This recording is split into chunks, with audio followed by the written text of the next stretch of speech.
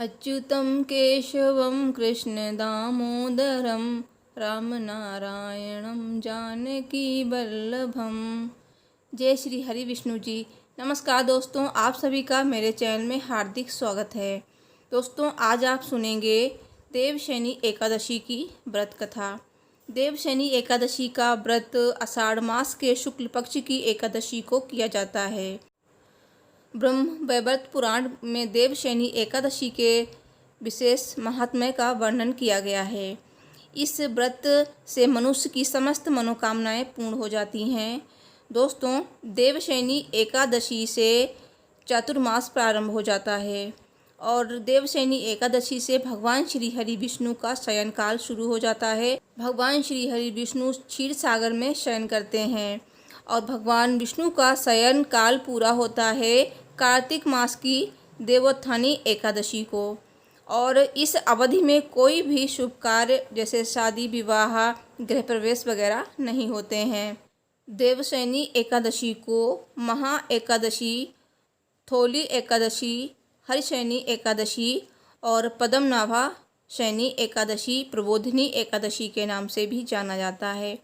दोस्तों, देवशयनी एकादशी की पूजा विधि, शुभ मुहूर्त, पारण कब और कैसे करें, इसकी वीडियो मेरे चैनल पर आ चुकी है, तो आप जाइए देखिए। दोस्तों, देवशयनी एकादशी के दिन कौन से काम करने चाहिए और कौन से काम बिल्कुल भी नहीं करने चाहिए। अगर आपने वो गलती से काम कर लिए तो आपको पाप लगता है। और देवशयनी एकादशी के दिन रात को सोने से पहले आपको एक काम अवश्य करना चाहिए, तो वो भी आपको उसी वीडियो में पता चलेगा। तो उसका लिंक मैं डिस्क्रिप्शन में डाल दूंगी और आई बटन पे और एंड स्क्रीन पे भी उसका लिंक आपको मिल जाएगा।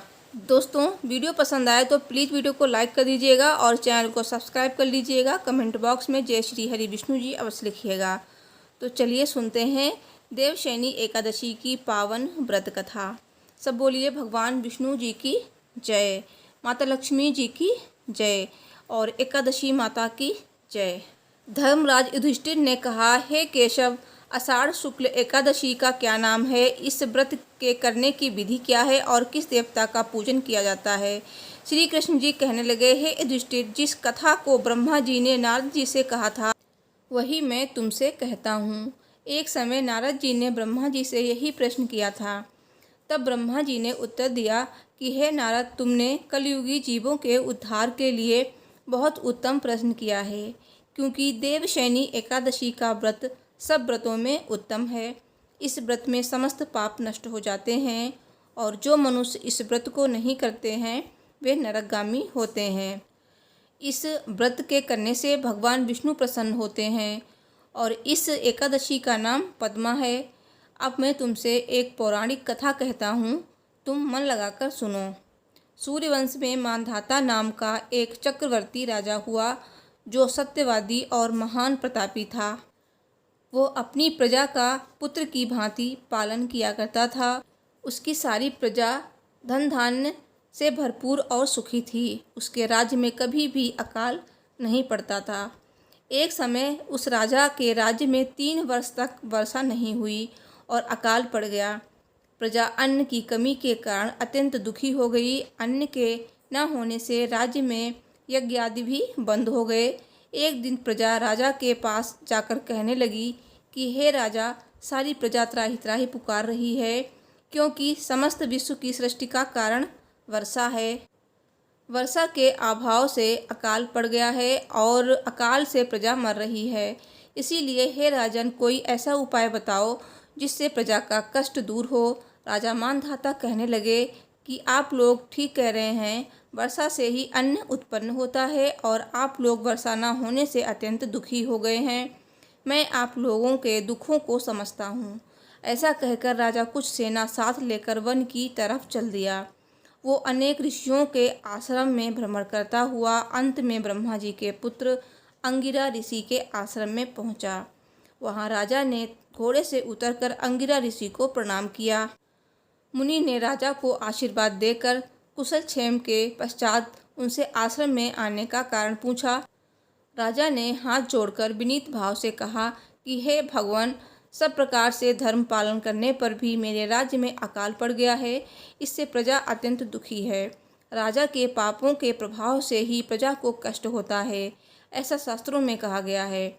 और जब मैं धर्मानुसार राज्य करता हूँ तो मेरे राज्य में अकाल कैसे पड़ गया, इसके कारण का पता मुझको अभी तक नहीं चल सका। अब मैं आपके पास इसी संदेह को निवृत्त कराने के लिए आया हूँ। कृपा करके मेरे इस संदेह को दूर कीजिए, साथ ही प्रजा के कष्ट को दूर करने का कोई उपाय बताइए। इतनी बात सुनकर ऋषि कहने लगे, हे राजन, ये सतयुग सब युगों में उत्तम है, अर्थात इस युग में धर्म की सबसे अधिक उन्नति है। लोग ब्रह्मा की उपासना करते हैं, केवल ब्राह्मणों को ही वेद पढ़ने का अधिकार है, ब्राह्मण ही तपस्या करने का अधिकार रख सकते हैं, परंतु आपके राज्य में एक शूद्र तपस्या कर रहा है। इसी दोष के कारण आपके राज्य में वर्षा नहीं हो रही है। इसलिए यदि आप प्रजा का भला चाहते हो तो उस शूद्र का वध कर दो। इस पर राजा कहने लगे, हे महाराज, मैं उस निरपराध तपस्या करने वाले शूद्र को किस तरह मार सकता हूँ? आप इस दोष से छूटने का कोई दूसरा उपाय बताइए। तब ऋषि कहने लगे कि हे राजन, यदि तुम अन्य उपाय जानना चाहते हो तो सुनो। आषाढ़ मास के शुक्ल पक्ष की पद्मा नाम की एकादशी का विधि पूर्वक व्रत करो और व्रत के प्रभाव से तुम्हारे राज्य में वर्षा होगी और प्रजा सुख प्राप्त करेगी, क्योंकि इस एकादशी का व्रत सब सिद्धियों को देने वाला है और समस्त उपद्रवों को नाश करने वाला है। और इस एकादशी का व्रत तुम प्रजा, सेवक तथा मंत्रियों सहित करो। मुनि के इस वचन को सुनकर राजा अपने नगर को वापस आया और उसने विधि पूर्वक पद्मा एकादशी का व्रत किया। उस व्रत के प्रभाव से वर्षा हुई और प्रजा को सुख पहुंचा। अतः इस मास की एकादशी का व्रत सब मनुष्यों को करना चाहिए। यह व्रत इस लोक में भोग और परलोक में मुक्ति को देने वाला है। इस कथा को पढ़ने और सुनने से मनुष्य के समस्त पाप नष्ट हो जाते हैं और भगवान विष्णु की असीम कृपा प्राप्त होती है और वैकुंठ लोक की प्राप्ति होती है। सब बोलिए भगवान विष्णु जी की जय, माता लक्ष्मी की जय, एकादशी माता की जय। दोस्तों, देवशयनी एकादशी व्रत का पारण कब और कैसे करना चाहिए, तो इसकी वीडियो मेरे चैनल पर आने वाली है। तो जब भी वीडियो अपलोड होगी उसका नोटिफिकेशन आपको मिल जाएगा, तो चैनल को जरूर सब्सक्राइब कर लीजिए। Thanks for watching. हर हर महादेव। जय माता दी।